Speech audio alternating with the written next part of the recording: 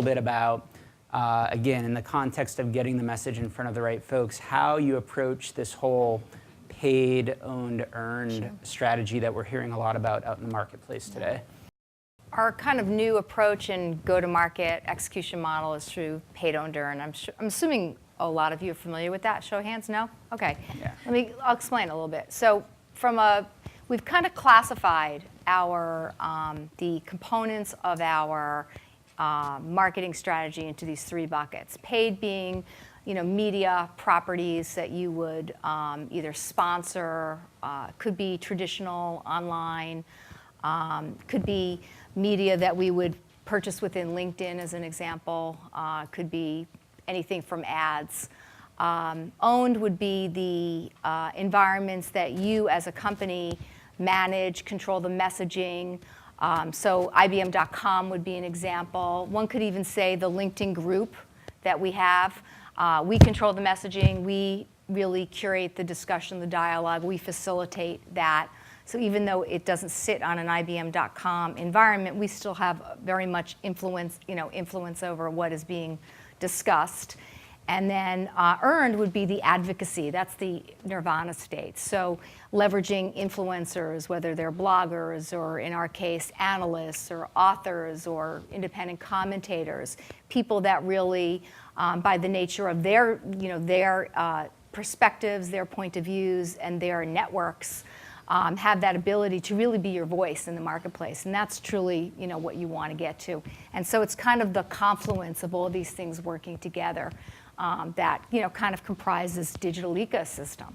In our case, it's particularly challenging because for the most part, and I'm speaking from not an IBM corporate perspective, but from an SMB perspective, our go-to-market, our route to market is pretty much exclusively through business partners, with the exception of some of our growth nations where we still have kind of, direct sales teams involved. So not only are we influencing or getting that message out to that end user client, but we have to really ensure that our partners, are on board, that are, really get what we're trying to do, that prioritize our products over our competitors' products, because in many cases they sell multiple. And one of the things that we've really been chipping away at is getting our partners to be active voices and to showcase their expertise.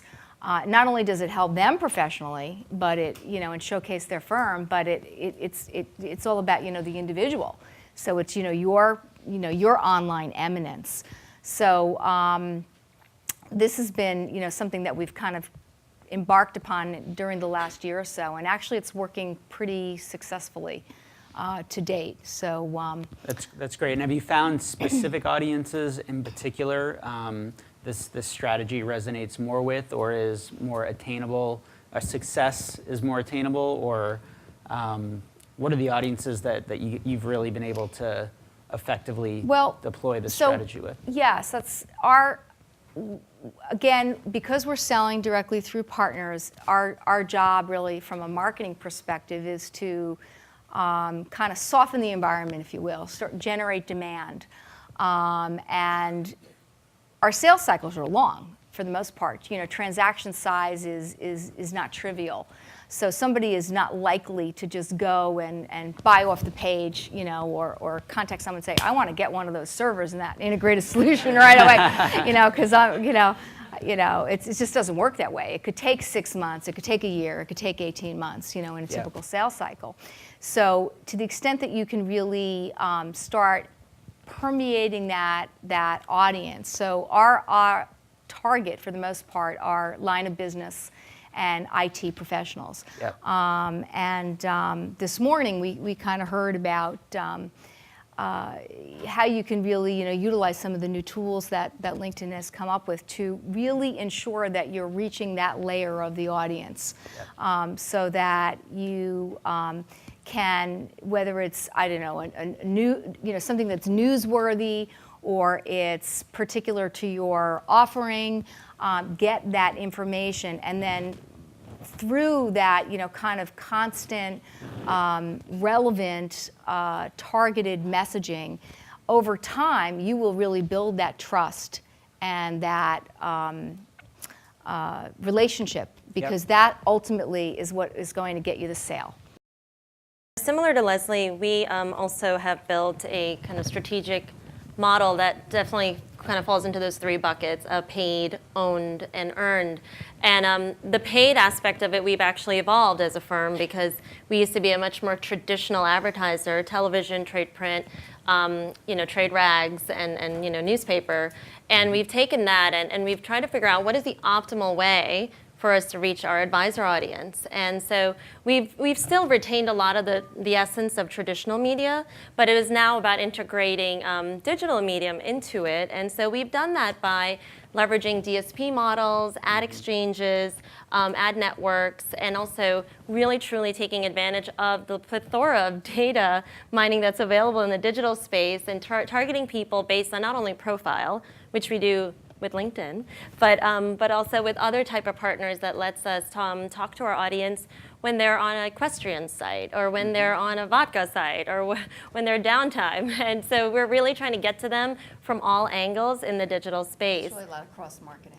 A lot of cross-marketing efforts, and then add to that the owned, and we've also decided to change our approach to owned. We didn't want to be the traditional asset management firm that only has PDF white papers to provide. So our strategy in the owned space was taking our beautiful, rich, very deep content and transforming that into bite-sized multimedia experiences that is tangible, shareable, and expressible. And people can watch it in a minute, 2 minutes, and really be able to grasp the point.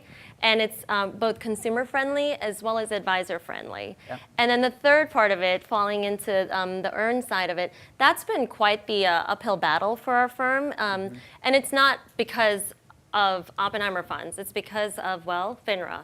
FINRA is not our friend. They have a lot of catching up to do.